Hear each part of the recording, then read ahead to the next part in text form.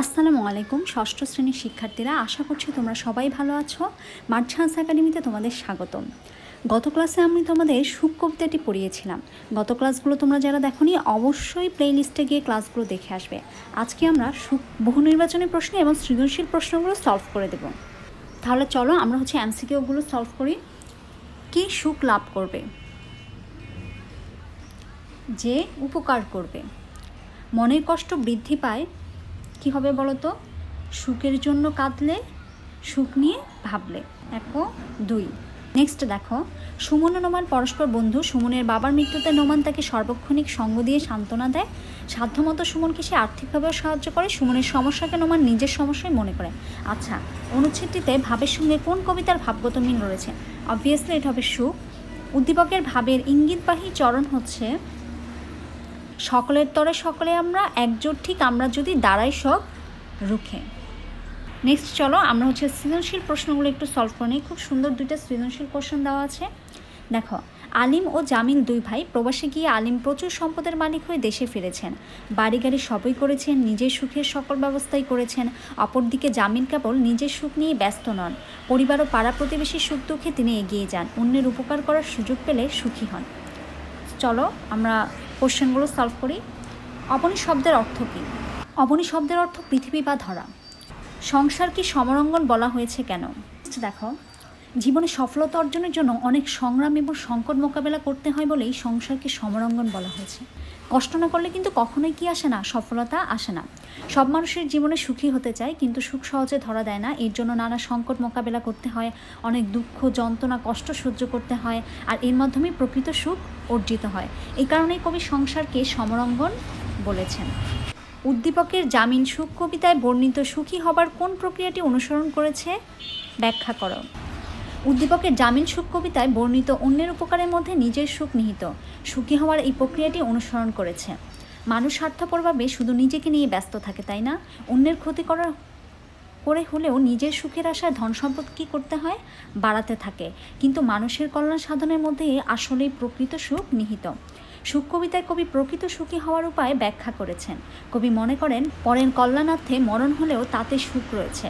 শুধু নিজেকে নিয়ে ব্যস্ত থাকার জন্যই পৃথিবীতে কেউ আসেনি। কবির সুখী হওয়ার এই প্রক্রিয়াটি উদ্দীপকের জামিনের মধ্যেও দেখা যায়।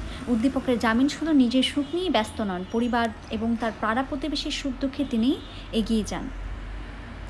অন্যের উপকার করার মধ্যেই তিনি সুখ খুঁজে পান। তাহলে মোট কথা আমরা বুঝলাম যে নিজেকে নিয়ে ব্যস্ত থাকলেই কিন্তু কখনো আমরা প্রকৃত সুখ খুঁজে পাবো না। প্রকৃত সুখ পেতে হলে আমাকে অন্যের কল্যাণে নিজের জীবনটাকে কি দিতে হবে? উৎসর্গ দিতে হবে, অন্যের উপকার করতে হবে। ওকে, আলিমের সুখ প্রকৃত সুখ নয়। সুখ কবিতার আলোকে মন্তব্যটি বিশ্লেষণ করো। নেক্সট দেখো, আলিমের সুখ প্রকৃত সুখ নয়। সুখ কবিতার আলোকে মন্তব্যটি যথার্থ। এই পৃথিবীতে কিছু মানুষ সুখের আশায় কী করে? ধন সম্পদের পরিমাণ বাড়াতেই থাকে, কিন্তু তারা কখনোই কি খুঁজে পায় না? সুখ খুঁজে পায় না। অন্যদিকে যেসব ব্যক্তি শুধু নিজেদের চিন্তায় মগ্ন না থেকে অন্য সবার প্রতি দায়িত্ব পালন করে, তারাই প্রকৃত সুখ খুঁজে পায়। উদ্দীপকের আলিম প্রবাসে গিয়ে প্রচুর সম্পদের মালিক হয়ে দেশে ফিরেছেন, বাড়ি গাড়ি সবই করেছেন, কিন্তু নিজের সুখের সব ব্যবস্থাই তিনি করেছেন। কিন্তু এটাকে কি বলা যায় না? প্রকৃত সুখ বলা যায় না। সুখ কবিতায় কবি বলেছেন শুধু নিজের স্বার্থ চিন্তায় মগ্ন থাকলে সুখ পাওয়া যাবে না। অন্যের কথাও চিন্তা করতে হবে, তবেই প্রকৃত সুখ পাওয়া যাবে। অন্যের কল্যাণ সাধনেই প্রকৃত সুখ। উদ্দীপকের আলিম শুধু নিজের সুখের কথা ভেবেছেন। সুখ কবিতায় বলা হয়েছে শুধু নিজের নয়, পরের জন্য ভাবতে হবে। তাই সুখ কবিতার আলোকে বলা হয় মন্তব্যটি যথার্থ। নেক্সট সৃজনশীল প্রশ্নটা সলভ করি। সংসারকে কবি কি বলেছেন? সংসারকে কবি সমরাঙ্গন বলেছেন। তার মতো সুখ কোথাও কি আছে? কবি এই চরণে কোন সুখের কথা বুঝিয়েছেন? আলোচ্য চরণে কবি অন্যের মঙ্গল করে প্রকৃত সুখ লাভের কথা বলেছেন। জগতে যারা কেবল নিজের সুখ খোঁজেন, তারা জীবনে দুঃখ যন্ত্রণা দেখে ভাবেন মানুষের জীবন নিরর্থক। আসলে কি তাই? না, পুরোটাই ভুল। জীবনের উদ্দেশ্য এবং তাৎপর্য আরও বিস্তৃত, অনেক মহৎ। অন্যের কল্যাণে নিজেকে যখনই তুমি বিলিয়ে দিবে, তখনই তোমার দুঃখ যন্ত্রণা কষ্ট সব কিছু দূর হয়ে যাবে, এবং জীবন সংগ্রামে তখনই তুমি প্রকৃত সুখ এবং সফলতা অর্জন করবে। অনিমার হতাশার মধ্যে সুখ কবিতার যে দিকটি প্রকাশ পেয়েছে তা বর্ণনা করো। অনিমার হতাশার মধ্যে সুখ কবিতার বর্ণিত সুখের পেছনে মানুষের নিরর্থক ছোট ছোট দিকটি প্রকাশ পেয়েছে। মানুষের জীবনে লক্ষ্যই সুখী হওয়া। এই সুখের জন্য মানুষ নানা রকম চেষ্টা করে, আর কাঙ্ক্ষিত সুখ না পেলে মনে করে জীবন ব্যর্থ। সুখ কবিতায় কবি বলেছেন, কিছু মানুষ সুখের দেখা না পেয়ে ভাবে পৃথিবী হচ্ছে বিষাদময়, দুঃখে জলে মরতেই কেবল বুঝি মানুষের জন্ম হয়েছে। জীবনের লক্ষ্য স্থির করে সংগ্রাম করতে প্রস্তুত থাকে না বলেই তাদের এই রকম মনে হয়। উদ্দীপকের অনিমার হতাশার মধ্যে কবি সুখ কবিতার উপযুক্ত বিষয়টি প্রতিফলিত হয়েছে। শারমিনের চিন্তাভাবনা কবির যাও বীর বেশে করগিয়া রণ এই চরণের ভাবকেই যেন ধারণ করেছে। মন্তব্যটি বিশ্লেষণ। নেক্সট দেখো, শারমিনের চিন্তাভাবনা কবির যাও বীর বেশে করগিয়া রণ এই চরণের ভাবকেই ধারণা করেছে। মন্তব্যটি হচ্ছে যথার্থ। সুখ অর্জন করে নিতে হয়, তাই না? কষ্ট করে সুখটা কী করে নিতে হয়? অর্জন করে নিতে হয়। পৃথিবীতে প্রত্যেক মানুষের জন্য উচ্চ লক্ষ্য এবং সুখ।